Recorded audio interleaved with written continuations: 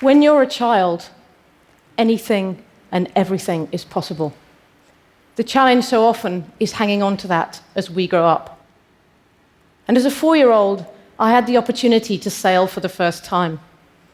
I will never forget the excitement as we closed the coast. I will never forget the feeling of adventure as I climbed on board the boat and stared into her tiny cabin for the first time. But the most amazing feeling was the feeling of freedom, the feeling that I felt when we hoisted her sails. As a 4-year-old child, it was the greatest sense of freedom that I could ever imagine. I made my mind up there and then that one day, somehow, I was going to sail around the world. So I did what I could in my life to get closer to that dream. Age 10, it was saving my school dinner money change. Every single day for 8 years, I had mashed potato and baked beans, which cost 4p each, and gravy was free. Every day I would pile up the change on the top of my money box, and when that pile reached £1, I would drop it in and cross off one of the 100 squares I'd drawn on a piece of paper. Finally, I bought a tiny dinghy. I spent hours sitting on it in the garden, dreaming of my goal. I read every book I could on sailing. And then eventually, having been told by my school I wasn't clever enough to be a vet, left school age 17 to begin my apprenticeship in sailing. So imagine how it felt just 4 years later to be sitting in a boardroom in front of someone who I knew could make that dream come true. I felt like my life depended on that moment. And incredibly, he said yes.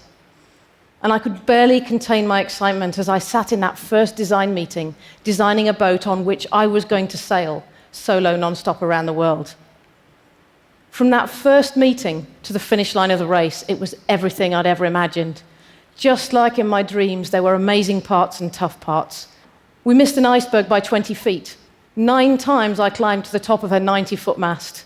We were blown on our side in the Southern Ocean, but the sunsets, the wildlife, and the remoteness were absolutely breathtaking. After 3 months at sea, aged just 24, I finished in second position.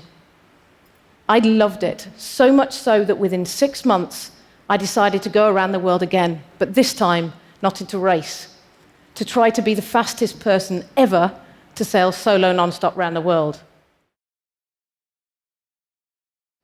It's hard to explain, but you enter a different mode when you head out there. Your boat is your entire world, and what you take with you when you leave is all you have. If I said to you all now, go off into Vancouver and find everything that you will need for your survival for the next 3 months, that's quite a task. That's food, fuel, clothes, even toilet roll and toothpaste. That's what we do, and when we leave, we manage it down to the last drop of diesel and the last packet of food. No experience in my life could have given me a better understanding of the definition of the word finite. What we have out there is all we have. There is no more. And never in life had I ever translated that definition of finite that I'd felt on board to anything outside of sailing, until I stepped off the boat at the finish line, having broken that record.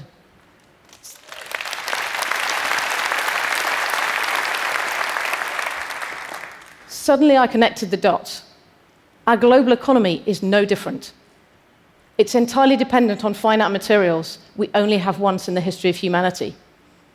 And it was a bit like seeing something you weren't expecting under a stone and having 2 choices. I either put that stone to one side and learned more about it, or I put that stone back and I carried on with my dream job of sailing around the world. I chose the first.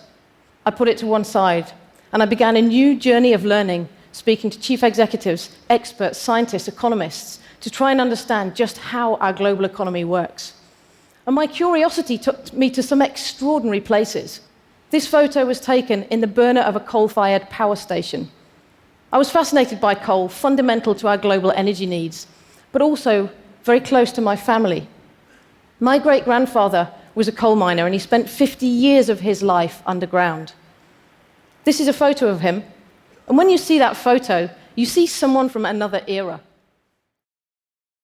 I remember sitting on his knee listening to his mining stories.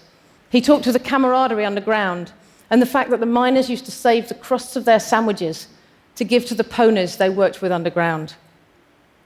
It was like it was yesterday.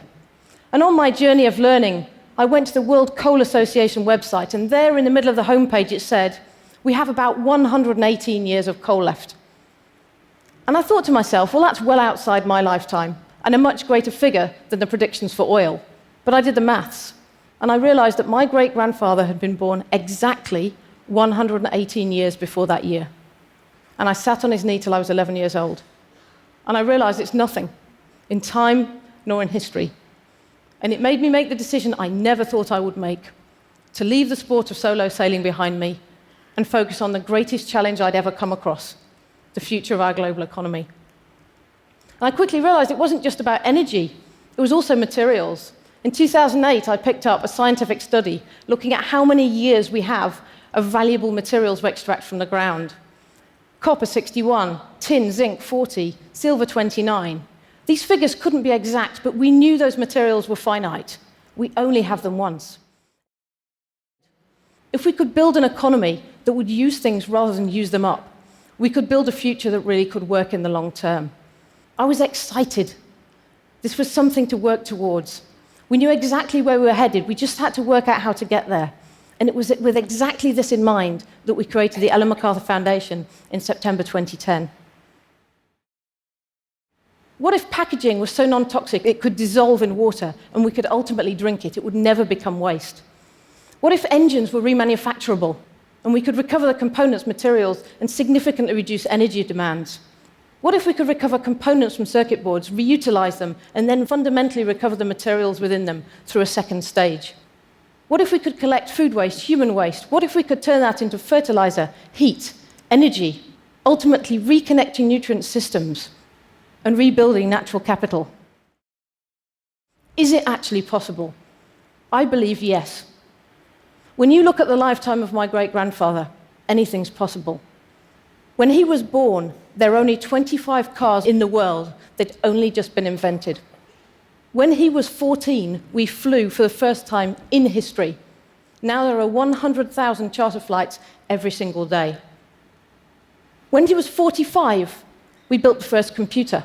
Many said it wouldn't catch on, but it did, and just 20 years later, we turned it into a microchip, of which there'll be thousands of in this room here today. 10 years before he died, we built the first mobile phone. It wasn't that mobile, to be fair, but now it really is. And as my great-grandfather left this earth, the internet arrived. Now we can do anything. But more importantly, now we have a plan. Thank you.